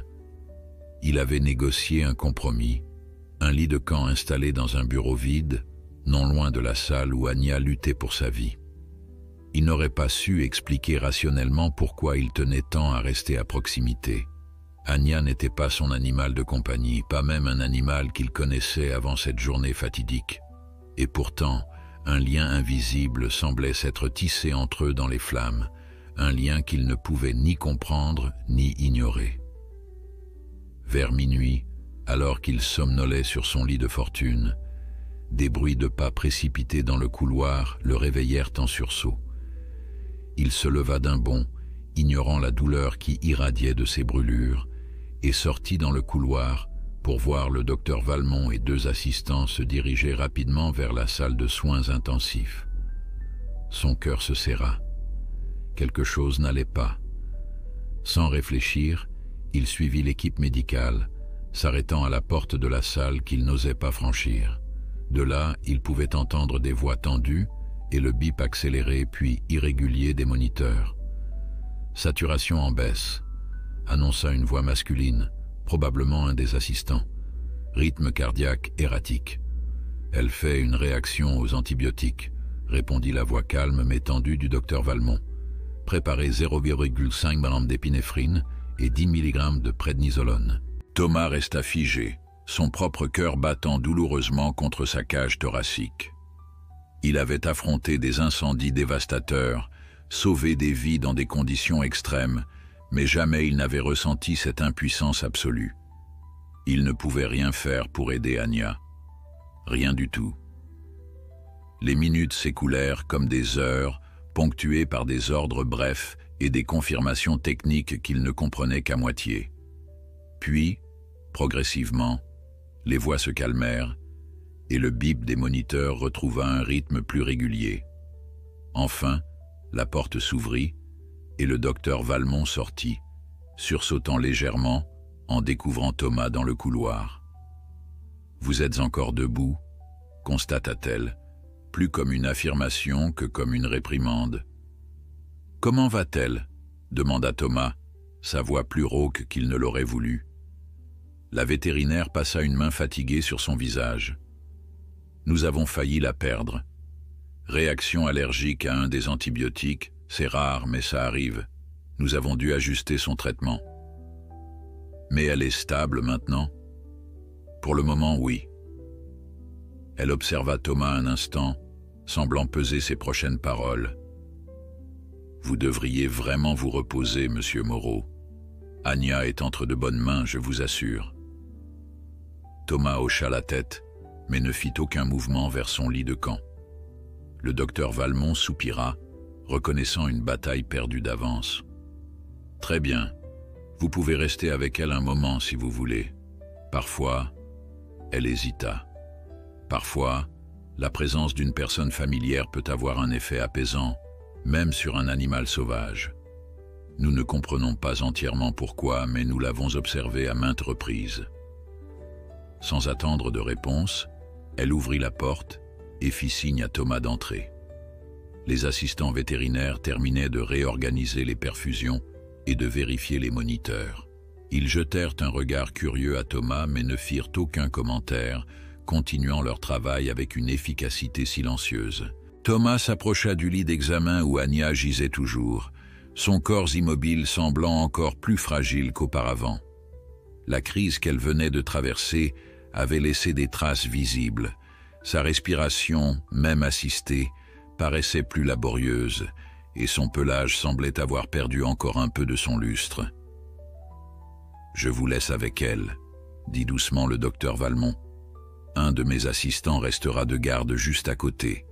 Si quoi que ce soit change, il interviendra immédiatement. » Thomas la remercia d'un signe de tête, trop ému pour parler. Quand la porte se referma, le laissant seul avec Anya et le bruit rythmique des machines, il s'assit sur le tabouret placé à côté du lit d'examen. « Eh bien, Anya, » murmura-t-il après un long moment de silence, « on dirait que tu nous as fait une belle frayeur. » Parler à un animal inconscient aurait pu sembler absurde, mais dans cette salle aseptisée, au cœur de la nuit, cela semblait la chose la plus naturelle du monde. « Ton petit va bien, tu sais. Il s'appelle Étoile maintenant. Je sais, c'est un peu sentimental, mais ça lui va bien. Il a hérité de ton courage. » Thomas se tut un instant, observant le moniteur cardiaque qui traçait une ligne régulière, presque hypnotique. « Tu dois tenir bon pour lui, il a besoin de toi.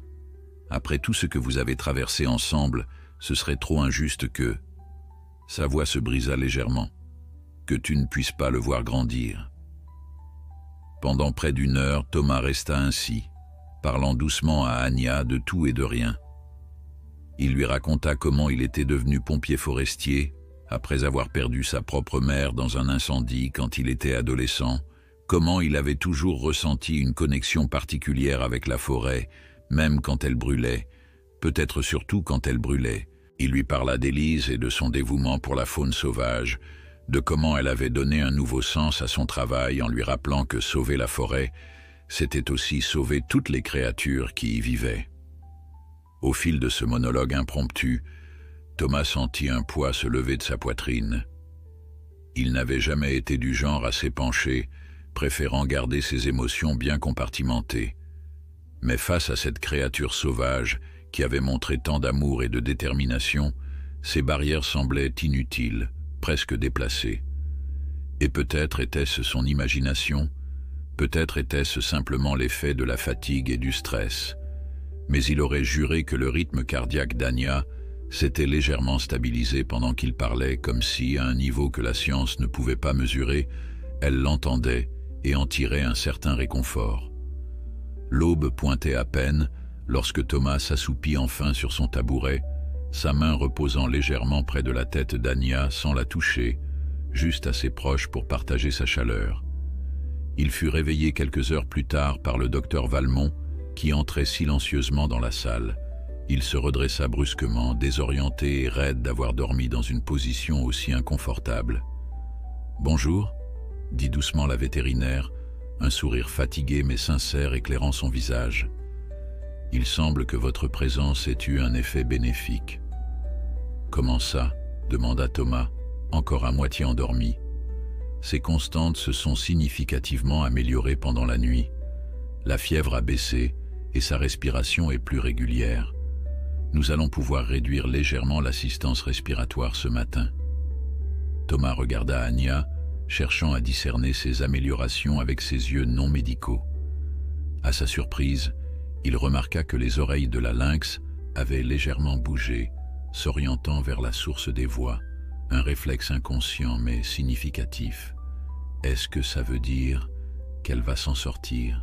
demanda-t-il, n'osant pas trop espérer. « C'est encore tôt pour l'affirmer avec certitude, » répondit prudemment le docteur Valmont, « mais elle a passé la phase la plus critique. Si elle continue sur cette lancée, ses chances sont bonnes. » Un sourire involontaire étira les lèvres de Thomas. « Elle est forte, » dit-il simplement. « Extraordinairement forte, » confirma la vétérinaire. « Maintenant, pourquoi n'iriez-vous pas prendre un café et un vrai petit déjeuner? Nous allons procéder à quelques soins et vous avez besoin de reprendre des forces. Votre collègue, mademoiselle Dupont, est réveillée aussi et a demandé à vous voir. » Thomas acquiesça, jetant un dernier regard à Anya avant de quitter la salle. Dans le couloir, il croisa Antoine, le jeune vétérinaire, qui transportait une petite cage de transport. « Ah, monsieur Moreau », salua Antoine avec enthousiasme. « Je m'apprêtais justement à amener Étoile pour une visite à sa mère. Le docteur Valmont pense que le contact familier pourrait aider Anya dans son processus de guérison. » Thomas regarda dans la cage où le petit lynx, visiblement plus vif que la veille, s'agitait avec impatience. Ses yeux bleus, qui prendraient leur teinte dorée définitive dans quelques mois, semblaient le fixer avec une intensité presque humaine. « C'est une excellente idée, » approuva Thomas. « L'amour maternel a déjà accompli des miracles pour ces deux-là. » Les jours suivants s'écoulèrent dans un rythme à la fois tendu et plein d'espoir. L'état d'Anya s'améliorait progressivement, chaque petit progrès étant célébré comme une victoire majeure par l'équipe vétérinaire et par Thomas, qui partageait désormais son temps entre le chevet de la lynx, les visites à Élise et les réunions concernant l'incendie qui avait finalement été maîtrisée après avoir ravagé plus de 3000 hectares de forêt. Le 4e jour, un moment décisif survint. Le docteur Valmont avait décidé qu'Anya était suffisamment stable pour être sevrée de l'assistance respiratoire. Thomas avait demandé à assister à cette étape cruciale et se tenait maintenant dans un coin de la salle, observant silencieusement les vétérinaires procéder méthodiquement. « Nous allons réduire progressivement le soutien respiratoire », expliquait le docteur Valmont à son équipe et indirectement à Thomas. « Si elle montre des signes de détresse, nous reviendrons immédiatement au niveau précédent. » La tension dans la salle était palpable, alors que les réglages de la machine étaient ajustés et que tous les yeux scrutaient les moniteurs et la poitrine d'Anya, guettant le moindre signe de difficulté. Mais la lynx, comme elle l'avait fait depuis le début de cette épreuve, surprit tout le monde par sa résilience. Sa respiration resta stable, devenant même plus profonde et plus régulière une fois libérée du rythme imposé par la machine. « Extraordinaire », murmura Antoine, le jeune vétérinaire, exprimant tout haut ce que chacun pensait tout bas. Quelques heures plus tard, le tube respiratoire fut complètement retiré et Anya respirait par elle-même pour la première fois depuis son arrivée au centre. C'était une étape majeure, même si elle restait sous sédation légère et sous perfusion pour ses autres traitements. À ce rythme, nous pourrons commencer à réduire la sédation d'ici 2 jours, annonça le docteur Valmont à Thomas alors qu'ils observaient Anya depuis le couloir à travers la vitre de la salle de soins intensifs. Ce sera une autre phase délicate. Une fois plus consciente, elle pourrait paniquer face à l'environnement médical. Thomas hocha la tête, comprenant parfaitement le défi que cela représentait. Anya n'était pas un chat domestique, mais un prédateur sauvage avec des instincts profondément ancrés. Le réveil dans un environnement étranger, entouré d'humains et d'équipements inconnus, serait naturellement traumatisant pour elle. « Et le petit, Étoile ?» demanda-t-il, utilisant machinalement le surnom donné par l'équipe. « Il se porte remarquablement bien », répondit le docteur Valmont avec un sourire. « Sa patte guérit parfaitement, et il a retrouvé tout son appétit. Antoine passe la moitié de son temps libre avec lui, ce qui n'est pas idéal pour un animal destiné à retourner dans la nature, mais elle haussa les épaules. C'est difficile de résister à son charme. » Thomas comprenait parfaitement ce sentiment. Lui-même avait passé plusieurs moments avec le chaton, observant sa vivacité retrouvée et son énergie débordante malgré sa patte encore bandée. À chaque visite, il était frappé par la ressemblance entre le petit et sa mère, les mêmes taches distinctives, la même intensité dans le regard et surtout la même détermination indomptable. « Quand pensez-vous qu'ils pourront être réunis ?» demanda-t-il, sachant que cette question préoccupait toute l'équipe. « Si tout continue à ce rythme, d'ici 1 semaine peut-être, mais ce sera un processus graduel.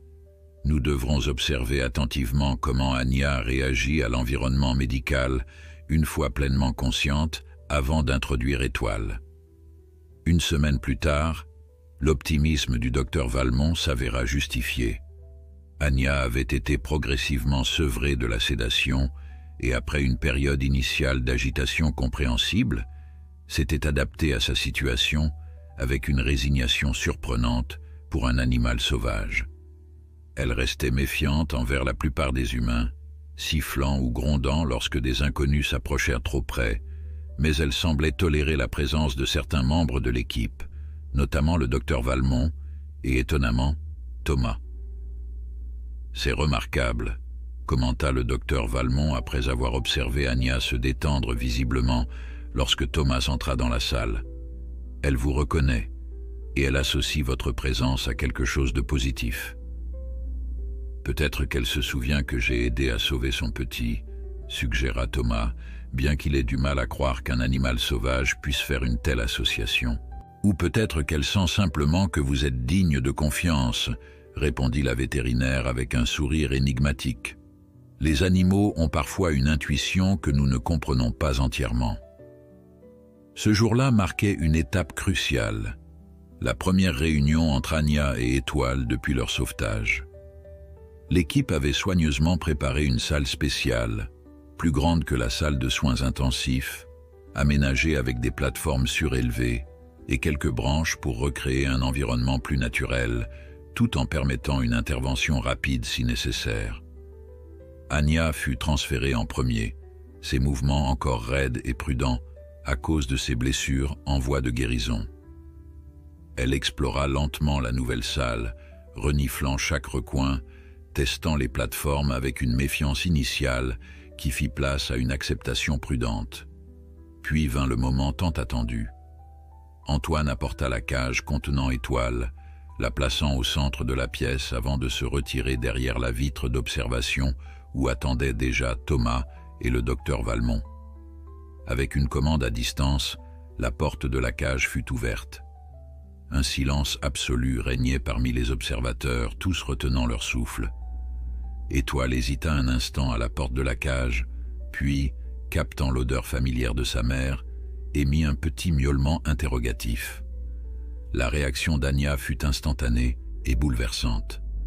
Ses oreilles se dressèrent, son corps entier se tendit, et elle émit un son doux, presque chantant, que personne dans la salle n'avait jamais entendu auparavant. Étoile bondit hors de la cage et se précipita vers sa mère, sa patte autrefois blessée ne montrant presque plus aucun signe de faiblesse.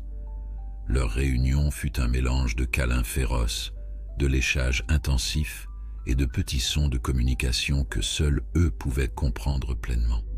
« Je crois que je vais pleurer », murmura Antoine, ne plaisantant qu'à moitié.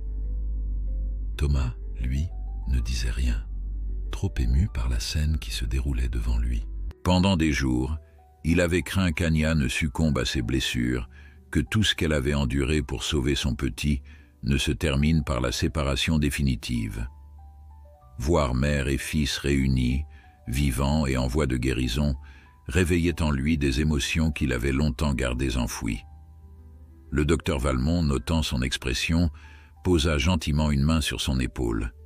« C'est pour des moments comme celui-ci que nous faisons ce métier, » dit-elle doucement. Malgré toutes les tragédies, tous les échecs inévitables, ces instants de pure joie rendent tout le reste supportable. Thomas ne pouvait qu'acquiescer silencieusement, comprenant parfaitement ce qu'elle voulait dire. Son propre métier comportait la même dualité, la destruction et le sauvetage, la perte et l'espoir, souvent entremêlés dans les mêmes événements. Les jours suivants virent Anya et Étoile progresser ensemble dans leur convalescence. La présence de son petit semblait avoir donné à Anya une motivation supplémentaire pour guérir. Elle mangeait avec plus d'appétit, se déplaçait plus volontiers malgré ses blessures, et son pelage commençait lentement à retrouver son lustre d'avant l'incendie. 2 semaines après leur réunion, le docteur Valmont convoqua une réunion avec l'équipe vétérinaire, Thomas, Élise, qui se déplaçait maintenant avec des béquilles, et des représentants de l'Office français de la biodiversité. L'avenir des lynx devait être discuté. Leur rétablissement progresse admirablement, commença le docteur Valmont, affichant des photos récentes d'Anya et Étoile sur l'écran de la salle de conférence. La question maintenant est de déterminer la meilleure approche pour leur retour à la vie sauvage. Un silence pensif suivit cette déclaration. Tous savaient que c'était l'objectif final. Les lynx roux n'étaient pas destinés à une vie en captivité, mais le chemin pour y parvenir n'était pas évident. Leur territoire d'origine a été ravagé par l'incendie, souligna Élise, consultant les données sur sa tablette. La végétation mettra des années à se régénérer complètement, et les populations de proies ont été décimées ou déplacées. De plus, ajouta un représentant de l'OFB, Anya aura besoin de temps pour retrouver pleinement ses capacités de chasse. Ses pattes ont subi des dommages importants, et bien qu'elle guérisse remarquablement, nous ne savons pas si elle retrouvera 100% de son agilité. Thomas écoutait attentivement, conscient que chaque point soulevé était valide. Il avait lutté contre sa propre réticence à voir les lynx repartir dans la nature, sachant que c'était une pensée égoïste née de l'attachement qu'il avait développé pour eux. Mais maintenant, Des préoccupations légitimes concernant leur bien-être à long terme émergeaient. « Quelle est votre recommandation, docteur ?» demanda-t-il finalement au docteur Valmont. La vétérinaire croisa les mains sous son menton, réfléchissant soigneusement avant de répondre. « Je propose une approche en plusieurs étapes, » dit-elle. « D'abord, un transfert vers un centre de réhabilitation spécialisé avec des enclos plus vastes et plus naturels. Ensuite, une période d'évaluation de leur capacité de chasse et de survie. Et enfin, une réintroduction dans un territoire adapté, pas nécessairement leur zone d'origine, mais un secteur qui peut soutenir une famille de lynx roux. « Combien de temps prendrait ce processus ?» demanda un autre représentant de l'OFB. « Minimum 6 mois, probablement plus, » répondit le docteur Valmont. « Étoile est encore jeune. Il doit apprendre les techniques de chasse que sa mère aurait normalement commencé à lui enseigner. Et Anya doit retrouver pleinement ses forces. » 3 mois s'écoulèrent, rythmés par les progrès constants d'Anya et d'Étoile. Après 6 semaines au centre vétérinaire de Saint-Martin, ils avaient été transférés vers le centre de réhabilitation de la faune sauvage des Pyrénées, une installation spécialisée nichée dans les contreforts montagneux, à l'écart de toute présence humaine significative. Là, ils disposaient d'un vaste enclos naturel, presque 1 hectare de terrain vallonné, avec des rochers, des arbres et même un petit ruisseau, le tout entouré d'une clôture discrète, mais efficace. Thomas avait suivi leur transfert, prenant 2 jours de congé pour accompagner le véhicule spécialisé qui les transportait. Il s'était promis de ne pas s'attacher davantage, de laisser les professionnels faire leur travail, de reprendre le cours normal de sa vie. Mais quelque chose en lui résistait à cette résolution. Chaque semaine, il trouvait une excuse pour passer au centre, discuter avec les soigneurs, observer de loin les 2 lynx qui reprenaient progressivement leurs instincts sauvages. « Tu sais qu'ils ne te reconnaissent probablement plus », lui avait dit Élise lors d'une de ses visites. Elle s'était jointe à lui ce jour-là, sa jambe presque entièrement guérie maintenant. « Je sais », avait-il répondu, regardant Anya enseigner patiemment à son petit comment traquer un lapin introduit dans l'enclos. « Ce n'est pas pour eux que je viens, c'est pour moi. » Élise avait compris. Cette expérience les avait changés tous les deux, avait modifié leur perception de leur travail, de la nature, de la vie elle-même. Comment pourrait-il en être autrement après avoir été témoin d'un tel courage, d'un tel amour? Et aujourd'hui, 6 mois après l'incendie qui avait failli coûter la vie à Anya et Étoile, le grand jour était arrivé. Les spécialistes du centre, après des semaines d'observations minutieuses et d'évaluations rigoureuses, avaient déterminé que les lynx étaient prêts à retrouver leur liberté. Un nouveau territoire avait été soigneusement sélectionné, une zone préservée du parc national des Pyrénées, suffisamment éloignée des habitations humaines, mais riche en proies potentielles. L'aube se levait à peine lorsque Thomas rejoignit l'équipe qui procéderait à la libération, une petite délégation seulement, le docteur Valmont, qui avait tenu à être présente pour ce moment culminant, 2 spécialistes du centre de réhabilitation, Élise, et 2 représentants de l'Office français de la biodiversité. Pas de presse, pas de caméra autre que celle nécessaire au suivi scientifique. Ce moment n'appartenait pas aux humains, mais aux lynx. Anya porte un collier émetteur ultra léger, expliqua Jean, le directeur du centre de réhabilitation, alors qu'il se dirigeait en 4x4 vers le site de libération. Il est conçu pour se détacher automatiquement après 1 an, mais il nous permettra de suivre ses déplacements et de vérifier qu'elle s'adapte bien à son nouveau territoire. Thomas hocha la tête, reconnaissant pour cette précaution, tout en sachant qu'elle était aussi pour lui et les autres qui s'étaient attachés à ces félins. Une façon de ne pas couper complètement le lien, de pouvoir se rassurer que leur histoire continuait, quelque part dans la nature sauvage. Le véhicule s'arrêta finalement au bout d'une piste forestière. De là, ils devraient continuer à pied pendant environ 2 kilomètres, portant les cages de transport à travers un sentier à peine visible qui serpentait dans la forêt dense. « C'est parfait », murmura Élise, en observant les alentours. Suffisamment isolés, mais avec accès à l'eau et aux zones de chasse, ils seront bien ici. La marche fut silencieuse, chacun perdu dans ses pensées.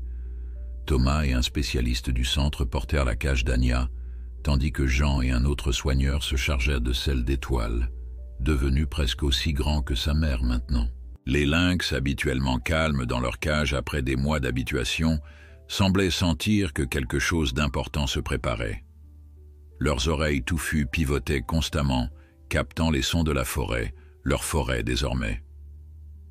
Ils atteignirent finalement une petite clairière bordée d'épais buissons et d'arbres centenaires. Le soleil, maintenant plus haut dans le ciel, filtrait à travers le feuillage, créant des motifs dansants sur le sol tapissé de mousse et de fougères. C'était ici, avait décidé l'équipe, que les lynx retrouveraient leur liberté. Les cages furent posées à quelques mètres l'une de l'autre, leurs portes orientées vers la partie la plus dense de la forêt. Tous se retirèrent ensuite à bonne distance, se dissimulant partiellement derrière les arbres pour observer sans perturber. « Prêt ?» demanda Jean dans un murmure à peine audible. Des hochements de tête lui répondirent. Avec une télécommande, il déverrouilla simultanément les deux cages. Les portes s'ouvrirent lentement, silencieusement. Rien ne se passa pendant plusieurs longues secondes. Puis, prudemment, Étoile émergea le premier, son corps souple se coulant hors de la cage avec la grâce inhérente à son espèce. Il s'arrêta juste à l'extérieur, tous ses sens en alerte, évaluant ce nouvel environnement. Sa mère le suivit peu après, avec plus de précaution, son expérience lui dictant une prudence que son fils, dans sa jeunesse, ne possédait pas encore pleinement. Côte à côte, ils restèrent immobiles, scrutant la forêt qui s'ouvrait devant eux. Thomas retint son souffle, craignant presque que le battement de son cœur ne soit audible pour les félins au sens aiguisé. Il se demanda ce qui se passait dans l'esprit d'Anya à cet instant. Reconnaissait-elle la liberté qui lui était offerte? Comprenait-elle qu'elle était finalement rentrée chez elle, dans son élément? Comme en réponse à ces questions silencieuses, Anya tourna légèrement la tête, son regard doré balayant la lisière des arbres où se cachaient les humains. Pendant une fraction de seconde, Thomas aurait juré que ses yeux s'étaient arrêtés précisément sur lui. Non pas avec peur ou agressivité, mais avec une forme de reconnaissance tranquille, peut-être même de gratitude, bien qu'il sache que c'était probablement son imagination qui projetait des émotions humaines sur un animal sauvage. Puis, avec un mouvement fluide et décidé, Anya s'élança vers la forêt.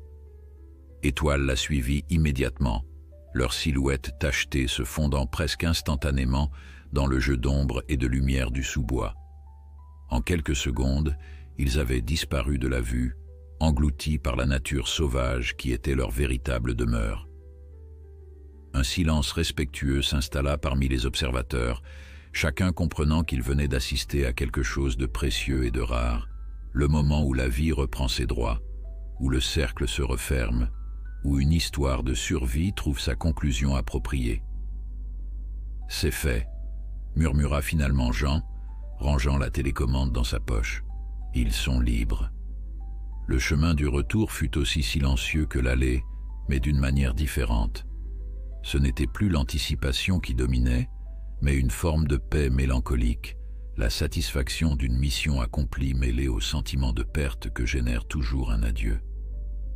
De retour au véhicule, Thomas s'attarda un moment, regardant vers la forêt qui avait englouti les lynx.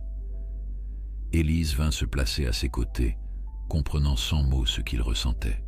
« Tu sais, dit-elle doucement, dans mon travail, j'ai appris que la nature nous offre parfois des cadeaux inattendus. Pas toujours sous la forme que nous espérons, mais exactement celle dont nous avons besoin. » Thomas hocha la tête, réfléchissant à ses paroles. « Je pensais les sauver, dit-il finalement, mais en réalité, c'est peut-être eux qui m'ont sauvé. »« Nous sommes tous connectés, » répondit simplement Élise. « Humains, animaux, forêts, l'incendie détruit, mais il permet aussi la renaissance. La perte apporte la compréhension, La souffrance engendre la compassion. Un léger sourire étira les lèvres de Thomas alors qu'il se tournait finalement vers le véhicule où les autres attendaient. « Je ne te savais pas si philosophe. »« Ce n'est pas de la philosophie, » répliqua-t-elle en lui emboîtant le pas. « C'est juste la vie. » 6 mois plus tard, Thomas se tenait au sommet d'une colline surplombant la vallée où Anya et Étoile avaient été relâchées. Le printemps habillait la forêt d'un vert tendre et les premières fleurs sauvages pointaient timidement à travers l'humus.